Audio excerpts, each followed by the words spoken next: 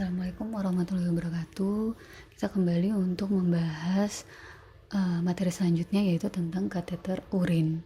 Nah, apa itu yang dimaksud dengan kateter urin? Jadi kateter urin ini ada fungsinya untuk melancarkan ke pipis pasien. Jadi ketika ada pasien yang tidak bisa pipis dengan normal dengan sendirinya, maka harus dilakukan pemasangan kateter agar urin dapat mengalir.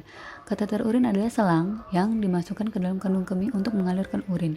Kateter ini biasanya dimasukkan melalui uretra atau bagian kelamin kita ke dalam kandung kemih, ya. Jadi dimasukkan nih. Ini untuk yang cewek, misalnya contohnya di gambar. Jadi uretranya atau selangnya, kateternya ini atau selangnya ini dimasukkan ke dalam uretra melalui uretra. Nah, uretranya itu ada di atas vagina atau di bagian kelamin wanita. Kemudian fungsinya adalah untuk melancarkan, ya, untuk memenuhi kebutuhan eliminasi. Eliminasi itu kan BAB dan BK termasuknya, untuk melancarkan kencing si pasien dan sebagai bisa pengambilan bahan pemeriksaan, misalnya ketika dibutuhkan sampel urin. Nah, pasiennya nggak bisa secara sendiri untuk mengeluarkan urinnya, maka kita butuhkan kateter untuk mengeluarkannya. Kemudian tipe dari kateter yaitu ada kateterisasi sementara dan ada kateterisasi menetap atau yang disebut dengan strike kateter, ya, menetap. Kemudian ini klasifikasinya, yang sementara strike kateter artinya adalah pemasangan yang dilakukan dengan cara kateter yang lurus, ya. Jadi dipakainya itu sekali pakai, hanya untuk mengeluarkan urin sampai si pasiennya ini bisa mengeluarkan urin sendiri. Jadi hanya sementara dimasukkan untuk mengeluarkan urin, ya. Tindakan ini bisa dilakukan 5-10 menit. Nah, ketika kandung kemihnya sudah kosong, maka kateter akan ditarik keluar. Lalu kemudian ada kateter menetap. Nah, ini ada yang jangka pendek, ada yang jangka panjang biasanya untuk Foley kateter. Nah, kateter menetap ini misalnya yang jangka pendek, indikasinya untuk operasi, maka dilakukan pemasangan kateter. Nah, ini biasanya kateter yang digunakan dalam periode waktu yang lebih lama, misalnya sampai 3 hari sampai 5 hari. Nah, ada yang jangka panjang juga. Kalau jangka panjang juga itu misalnya pada pasien dengan penyakit stroke yang tidak dapat berdiri, maka dibutuhkan untuk kateter untuk mengalirkan kemihnya. Nah, itu bisa panjang sampai 2 bulan 3 bulan, tapi harus dilakukan penggantian kateter secara kontinu, ya. Kemudian pemasangan kateter ini dilakukan sampai klien mampu berkemih dengan tuntas dan spontan dan selama pengukuran urin akurat yang dibutuhkan. Ketika sudah normal, maka bisa dilepas. Ketika pasiennya sudah bisa berkemih atau ke kamar mandi sendiri, bisa dilepas. Kemudian indikasi pemasangan kateter, ya, yang pertama adalah pemasangan kateter yang sementara, yaitu yang pertama mengurangi ketidaknyamanan pada distensi kandung kemih. Ketika kandung kemih penuh tapi si pasien tidak bisa berkemih dengan sendirinya, maka dibutuhkan kateter sementara ini untuk mengeluarkan urinnya. Kemudian yang kedua adalah pengambilan urin residu, ya, atau pengambilan urin sampel urin setelah pengosongan kandung kemih. Itu untuk pemasangan kateter sementara.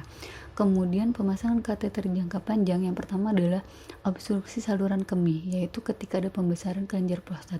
Kelenjar prostat ini biasanya pada pria, ya. Ketika ada pembesaran, maka harus dilakukan pemasangan kateter karena adanya sumbatan di saluran kandung kemih. Ketika prostatnya membesar, maka dia akan menekan kandung kemih sehingga adanya sumbatan pada kandung kemih. Kemudian yang kedua adalah pembedahan untuk memperbaiki organ perkemihan seperti vesika urinaria, uretra, dan organ sekitarnya. Ya, ini pada pembedahan organ perkemihan. Kemudian yang ketiga adalah preventif pada obstruksi uretra dari perdarahan. Jadi kalau preventif adalah pencegahan agar uretranya tidak tersumbat dan mencegah juga dari pendarahan kandung kemih. Kemudian yang keempat adalah untuk memantau output urin. Jadi ketika ada pasien yang susah untuk mengeluarkan kencingnya, maka kita lihat output urinnya. Kalau sudah bisa lancar, urinnya juga outputnya sudah pas, jadi bisa dilepas. Jadi pengeluaran urin ini sehari itu bisa sampai 1.500 atau 1,5 liter ya sehari harusnya. Ya ketika sudah normal lagi maka bisa untuk dicabut pemasangan kateternya. Kemudian untuk irigasi vesika urinaria atau pengairan dari bagian vesika urinaria ketika adanya pembesaran kelenjar prostata atau adanya pembedahan pada organ perkemihan ini untuk irigasi ya. Kemudian yang selanjutnya adalah indikasi pada pemasangan kateter jangka panjang. Nah kalau yang jangka panjang ini biasanya lebih lama ya, bisa sampai berbulan-bulan dipasangnya. Yang pertama adalah untuk retensi urin pada penyembuhan penyakit ISK atau infeksi saluran kemih. Nah kemudian yang selanjutnya adalah skin rash, ulcer, dan luka yang iriatif apabila kontak dengan urin. Jika ada luka pada bagian kandung kemih bisa dilakukan pemasangan kateternya. Kemudian yang terakhir adalah klien dengan penyakit terminal atau penyakit kronis, misalnya untuk penyakit stroke, kemudian penyakit jantung yang pasiennya tidak bisa berkemih sendiri atau tidak bisa berdiri atau tidak bisa ke kamar mandi. Ini bisa dengan melakukan pemasangan kateter jangka panjang tapi dengan pergantian secara kontinu, misalnya seminggu sekali, 2 minggu sekali, atau 3 minggu sekali.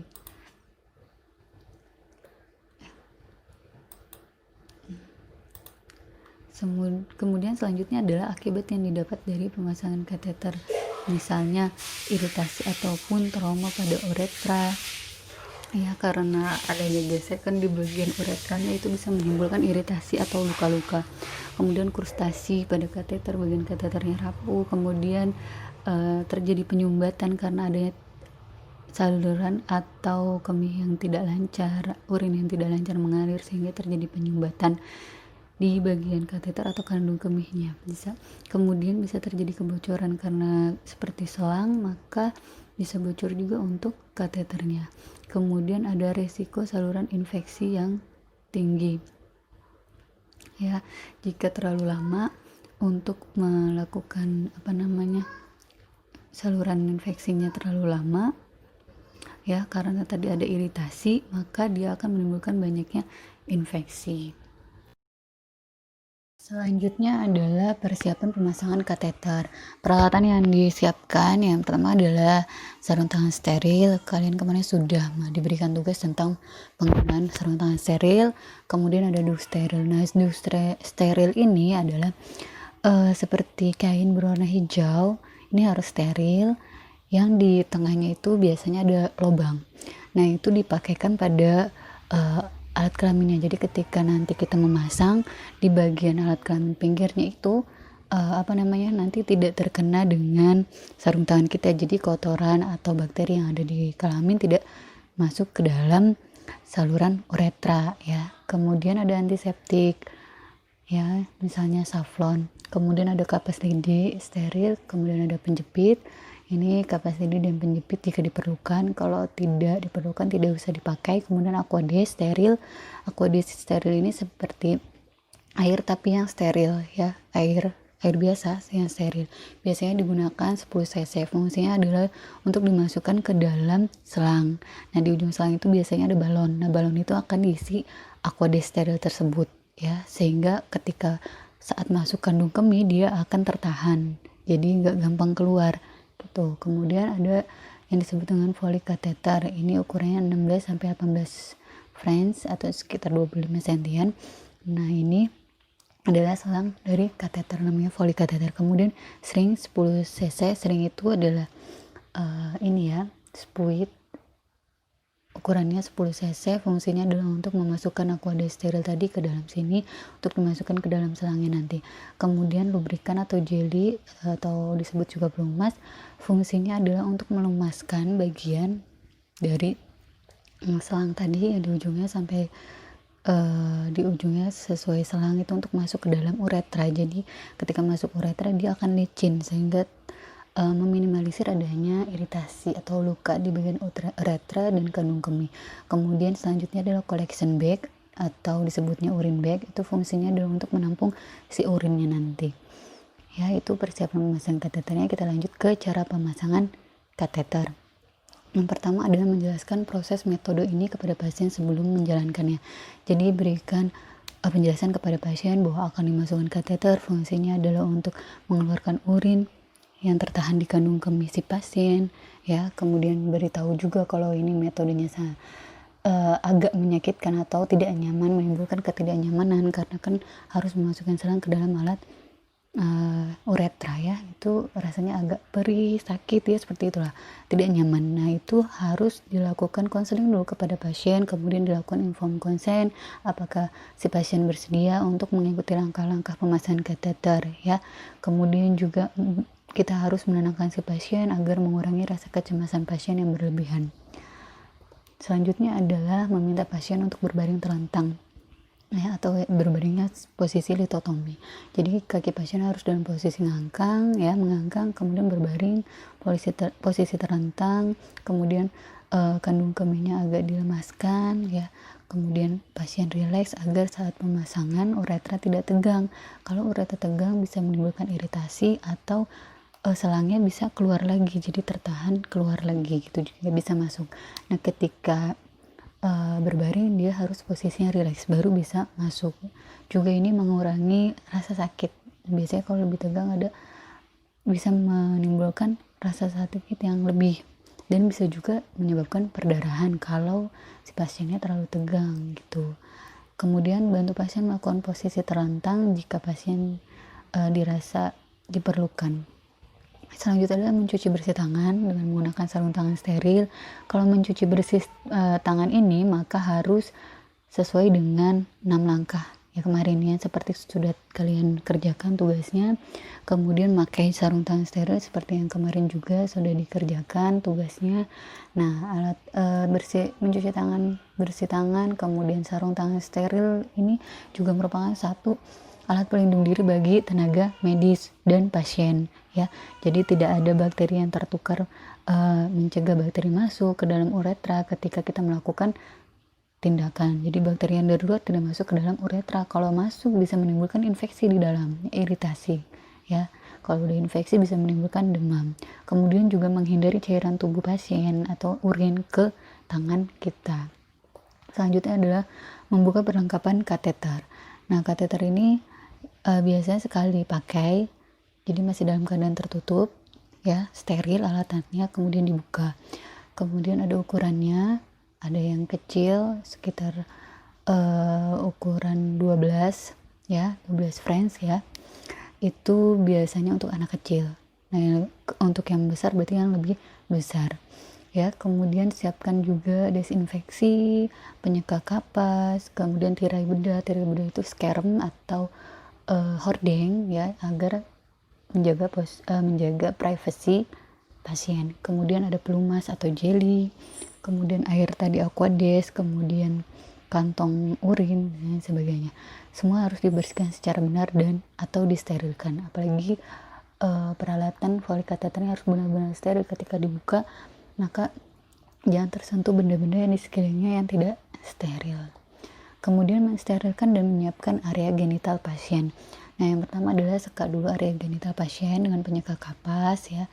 Ini pakainya pakai kapas yang bersih atau kapasnya steril. Nah, yang sudah direndam ke dalam air yang bersih atau air hangat biasanya kalau di rumah sakit pakainya. Kemudian bilas. Kalau untuk bagian genitalia pria maka diarahkannya itu dari dari arah bawah ujung penis ke atas, ya. Kemudian kalau wanita adalah dari bagian dalam dulu, ya, baru dia ke luar. Nah, untuk kapasnya ini biasanya pada wanita itu membutuhkan 3-5 kapas. Jadi sekali oles aja. Jadi jangan diseka bolak-balik. Satu kali seka di bagian labianya, kemudian bagian penisnya gitu, ya. Kemudian ulangi sesuai kebutuhan. Saat ketika kotor banget maka bisa mengulanginya lagi, tapi dengan ganti kapasnya. Kemudian setelah selesai sisakan ruang untuk akses ke penis atau vagina untuk pasien wanita. Pastikan untuk membersihkan labia dan ureter meatus bagian luar ya. Uretra majus dari bagian luar pembukaan uretra yang terletak di atas vagina. Untuk pria, bersihkan pembukaan uretra pada penis. Pembersihan harus dilakukan dari dalam keluar agar tidak mencemari uretra. Dengan kata lain, mulai dari pembukaan uretra dengan perlahan lembut teruskan ke arah luar bagian kelamin. Kalau cowok dari bawah, dari ujung ke atas, kalau cewek dari dalam baru di bagian luarnya. Kemudian lumasi ujung kateter dengan pelumas, ya, atau jeli. Olesi bagian ini dari sini, dari ujung, ya, sampai sekitar 2-5 cm ke arah bawahnya, ya. Ya, untuk pelumas ini agar tadi ketika dimasukkan dia akan licin, ya. Ini adalah bagian ujung yang akan dimasukkan ke dalam uretra. Jika menggunakan kateter balon, pastikan juga untuk melumasi bagian ujung balonnya. Nah, di sini ujung balonnya. Nanti ketika dimasukkan ke uretra, ke kandung kemih, nanti balon ini akan diberi air, ya, disuntikkan air. Kemudian selanjutnya, jika pasien wanita, tahan labia supaya terbuka, lalu masukkan kateter ke dalam meatus uretra. Nah, seperti ini, ya, contohnya. Ditahan bagian labianya, kemudian dimasukkan. Nah, kalau untuk wanita jangan salah, karena dia memiliki 3 lubang, maka yang dimasukkan adalah bagian atas yang uretra. Kalau tengah adalah vagina, kalau belakang adalah anus. Nah, untuk wanita jangan salah untuk memasukkan lubangnya, karena kalau salah nanti masuk ke dalam vagina, jadi di atas vagina yang lebih kecil lubangnya. Kemudian tahan kateter dengan tangan dominan Anda dan gunakan tangan yang dominan untuk membuka labia pasien supaya pembukaan uretra bisa terlihat. Masukkan ujung kateter ke dalam uretra secara lembut dan perlahan. Ketika memasukkan, bilang ke pasien untuk tahan nafas dan sedikit rileks, ya. Jangan menahan untuk untuk kandung kemihnya atau menahan si kateter itu. Kalau tertahan, maka dia akan keluar lagi. Beritahu pasien bahwa ini agak sedikit sakit, maka tolong sedikit rileks agar tidak terlalu sakit, gitu. Jika pasien yang laki-laki, pegang penis dan masukkan kateter ke dalam lubang uretra, karena kalau di penis itu cuma satu lubangnya, maka sama. Tahan penis dengan tangan non dominan atau tangan bagian kiri, ya. Kemudian masukkan dengan menggunakan tangan bagian kanan. Dimasukkan secara perlahan juga, hampir sama dengan yang pada wanita, ya. Masukkan ujung kateter tersebut dengan tangan yang kanan atau tangan yang dominan Anda. Kalau kidal berarti tangan dominannya kiri, kan. Kemudian teruskan mendorong sampai kateter sampai di kandung kemih. Nah, biasanya kalau sudah sampai kandung kemih agak tertahan dia, kayak seperti udah nggak ada jalan lagi. Nah, itu sudah masuk kandung kemih. Kateter yang panjang tersebut harus dimasukkan secara perlahan melalui uretra dan terus ke dalam kandung kemih sampai urin bisa diamati. Nah, tandanya sudah tertahan kemudian urin sudah keluar, itu artinya sudah masuk kandung kemih. Nah, setelah urin mulai mengalir, terus mendorongkan kateter ke dalam kandung kemih sepanjang 5 cm. Kalau sudah tertahan, sudah berhenti, ya. Kemudian nanti urin akan keluar. Lalu selanjutnya adalah ketika urin keluar, nanti kita harus memberikan bispot bawahnya atau bengkok. Fungsinya adalah agar urin gak kemana-mana, ya, gak ke bed pasien, gitu. Kemudian jika menggunakan kateter balon, pompa balon dengan air steril. Nah, yang air steril Aquadis tadi ini nanti dipersiapkan dulu. Dari botolnya dimasukkan ke dalam sering tadi atau spuit, ya, 10 cc. Dimasukkan 10 cc, ya. Kemudian nanti masukkan ke dalam bagian yang ini kan ada 2 cabangnya, biasanya ke bagian yang lebih lunak. Nah, tuh gunakan spuit tersebut berisi air untuk memompa balon, ya. Nanti dia akan masuk airnya ke dalam, ya, dia akan masuk ke dalam sini di ujung. Nah, balonnya itu nanti akan mengembang, ya. Gunakan sering berisi air untuk memompa balon melalui tabung steril yang terhubung ke kateter. Balon yang sudah dipompa fungsinya adalah sebagai jangkar atau penahan untuk mencegah kateter berpindah posisi atau bergerak ataupun lepas. Setelah terpompa semuanya 10 cc tadi, tarik kateter secara perlahan, ya, untuk memastikan apakah sudah bisa untuk menahan apa enggak. Apakah sudah cukup si airnya tersebut untuk menahan si kateter tadi, balon kateter tadi di dalam kandung kemih. Nah, jumlah air steril yang digunakan biasanya dari 10 cc atau tergantung yang diperlukan, ya. Tuh, setelah misalnya ditarik ternyata sudah tertahan, berarti sudah pas.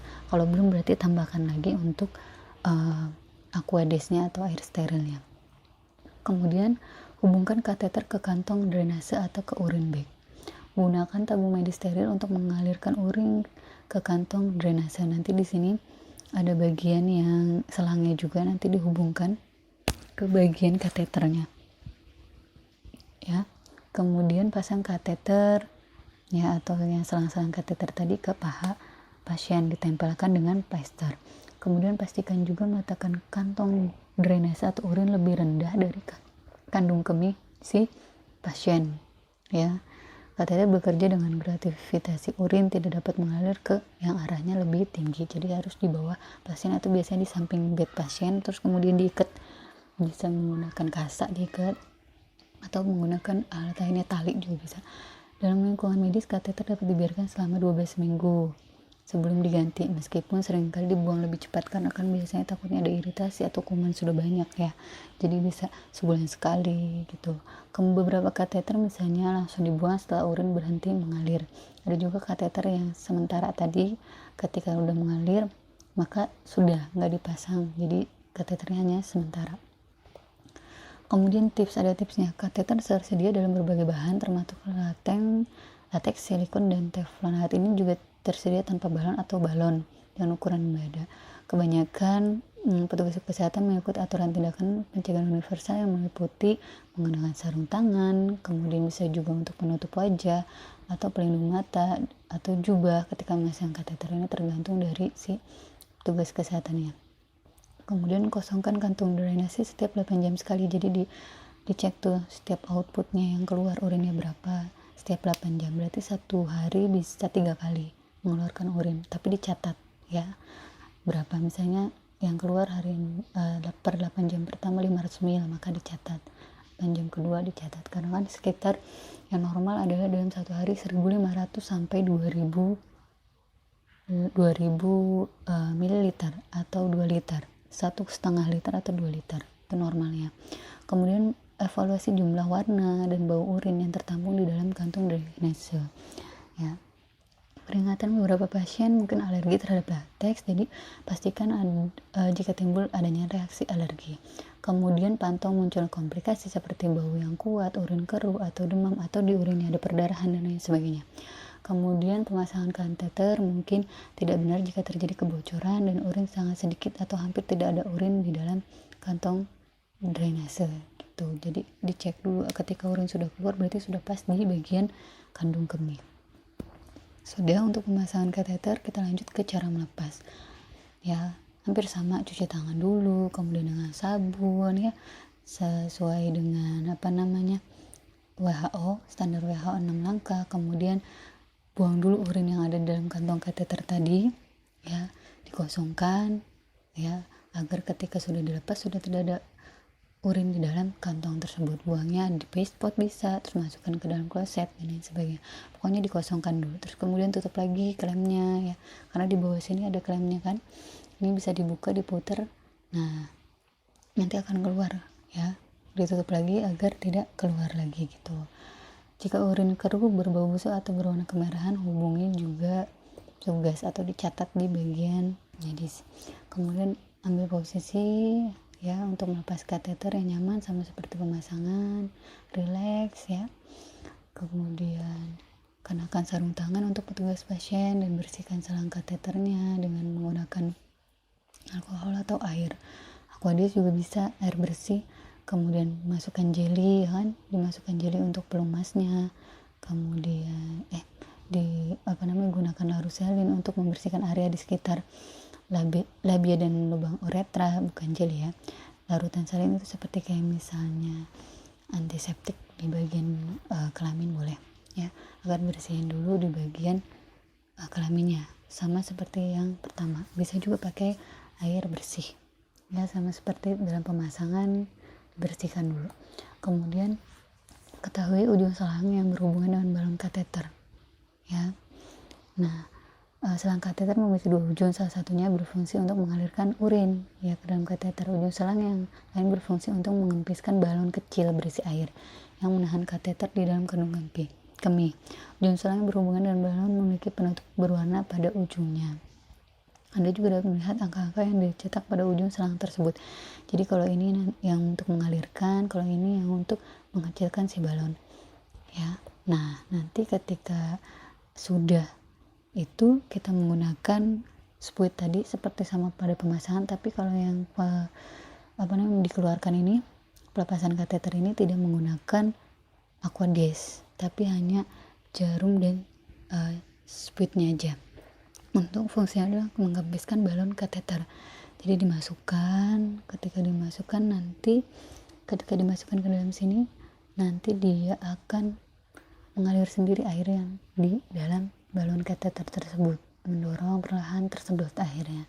Nah, setelah tersedot sudah masuk semua, kita pastikan dulu ya, jangan dipompa lagi, biarkan saja kita lepas spuitnya. Kemudian kita pastikan dulu bahwa di dalam sudah tidak ada air dengan cara menarik sedikit perlahan bagian selang kateternya. Ya, kalau sudah tidak ada tahanan berarti sudah keluar semua airnya. Kalau masih ada tahanan, kita keluarkan lagi untuk airnya. Ya, jangan sampai masih ada airnya terus ditarik, nanti kan bisa robek untuk kandung kemihnya. Kemudian lepaskan kateter. Nah, jika memungkinkan jepitlah selang kateter dengan klem, tapi kalau bisa untuk menariknya langsung aja untuk menariknya ya. Kemudian setelah ditarik secara perlahan, si pasien juga harus rileks ketika ditarik ya, maka tarik aja langsung, sudah terlepas. Kemudian periksa selang kateter untuk memastikan seluruh bagiannya masih utuh, lalu buang ke dalam kantung ya. Kemudian urin bagnya tersebut dimasukkan ke dalam tempat sampah. Kemudian selanjutnya adalah perhatikan kesehatan setelah kateter dilepas. Yang pertama adalah pemeriksa tanda-tanda peradangan atau infeksi. Apakah ada tanda-tanda peradangan seperti demam, nanah, perdarahan, atau infeksi kemerahan, pembengkakan, dan lain sebagainya. Kemudian catat berapa kali Anda berkemih, si pasien berkemih setelah dilepas kateternya, apa sudah normal atau tidak. Kemudian berapa kali Anda berkemih, itu pasien berkemih dicatat. Kemudian minum yang cukup ya. Sekian, sampai di sini Bu rasa sudah cukup untuk pemasangan kateter. Jika ada yang ditanyakan bisa langsung ke Telegram. Terima kasih. Wassalamualaikum warahmatullahi wabarakatuh.